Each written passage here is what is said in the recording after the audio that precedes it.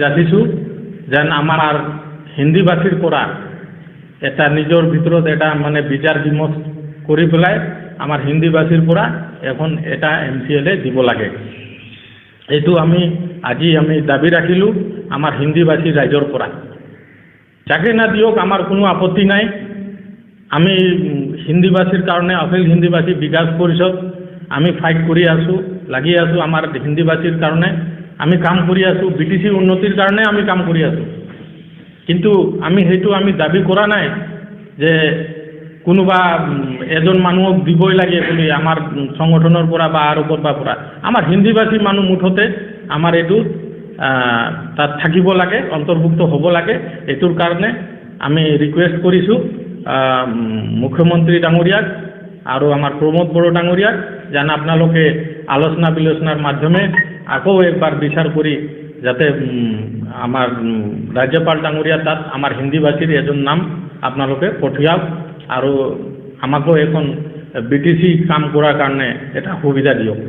সকলো জাতি জনগোষ্ঠীক লৈ যেন BTC চলাবলৈ আগবাঢ়ি যায়, এইটো আমি আশা ৰাখিছোঁ। তাৰমানে সবকা সাথ সবকা বিকাশ আৰু সবকা বিশ্বাস, সেইটো চাই পেলাই আমি দেখোঁ যে আমাৰ হিন্দীভাষী পিছ পৰি থাকিল। তাৰমানে প্ৰধানমন্ত্ৰী যিটো নাৰা আমাৰ আছে, এইটো আমি হিন্দীভাষী নিজকে কতো বিচাৰি পোৱা নাই।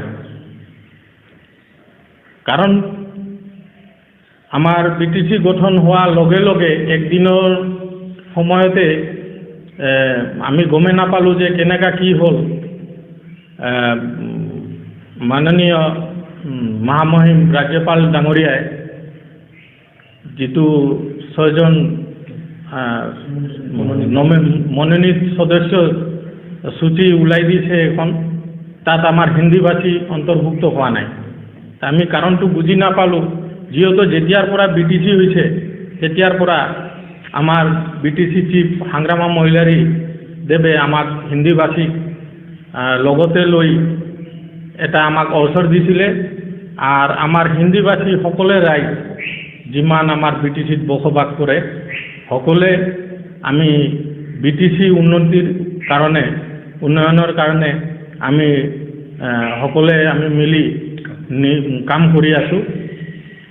আৰ সেইটোৰ আশাৰে এইবাৰো আমি আশা কৰিছিলোঁ যেন আমাৰ হিন্দীভাষীৰ পৰা এজনৰ নাম অন্তৰ্ভুক্ত হ'ব, কিন্তু কি কাৰণে হ'ল আমি এইটো বস্তু এতিয়ালৈকে বুজিব পৰা নাই। আৰ সেইটোৰ কাৰণে আমাৰ গোটেই হিন্দীভাষী ৰাইজ এইটোৰ কাৰণে অত্যন্ত দুখী বৰ্তমান হৈ আছে।